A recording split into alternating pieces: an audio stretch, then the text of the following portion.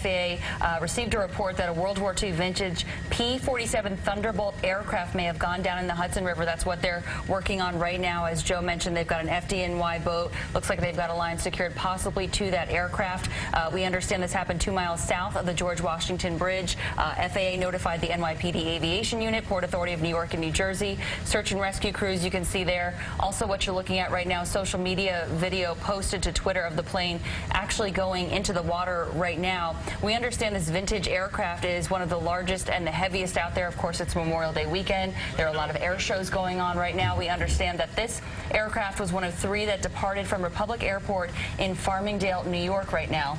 Yeah, that's right. And, you know, it was here for Fleet Week, and there were reports, Associated Press, of course, this search and rescue mission ongoing. Reports that there may have been 1 person in the water, and they're looking for additional survivors. Now, we want to switch now to the ground for our coverage. TV 1055, Tracee Carrasco is live in North Bergen. Tracee, what are you seeing from your vantage point? You can see the massive response out here on the Hudson as crews are working out here. Now, as you said, they just located that down plane, but no official word on the condition of the pilot or if there were any passengers. Now, take a look at cell phone video. It shows the moment the plane crashes into the Hudson River. You can see a big splash, and then it appears the plane immediately sinks, disappearing into the water. The FAA received a report that a World War II vintage P-47 Thunderbolt went down around 7:30 tonight. Witnesses tell me it was one of 3 planes flying up and down the river when it crashed. They also say they saw the pilot try to get out. When we look to our left, the only thing we saw was the tail end of it. But we didn't hear no engine. And then we also saw the pilot. He came up.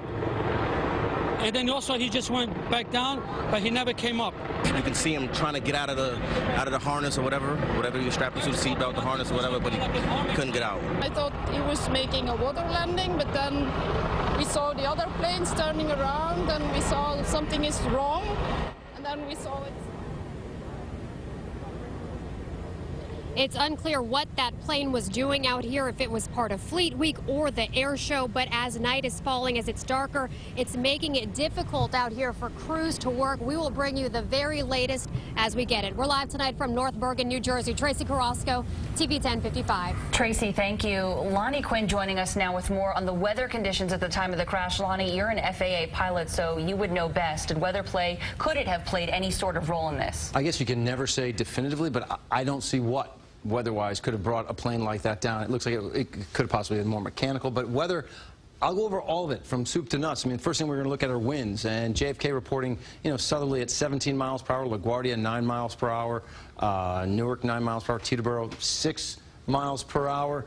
Yeah, those are not rough winds. That wouldn't be the cause. Little blue circle I've drawn here on the map. This sort of covers the entire area from where the plane took off in Farmingdale to where the crash took place in the Hudson, just opposite of Manhattan. We've had some rougher weather, you know, that's blown through the area north of the city, but you know, I'm going to zoom in tight here. Let's zoom in tight to this little circle I've drawn. All right, what you're looking at is the past 3 hours, so it would include the time of the crash. And I mean, you're not going to see really anything traveling through that circle. A sprinkle? Perhaps for some folks, that does not look to be the cause as well. Then you start wondering, well, you know, what about visibility? Visibility was about 9 miles in most places. Now, I will tell you, there was a bit of a haze out there, and I'm sure you know this if you were out walking around today. We have an air quality alert that's in effect right through tomorrow. It was hazy. Visibility might have been affected, but it was not drastically bad.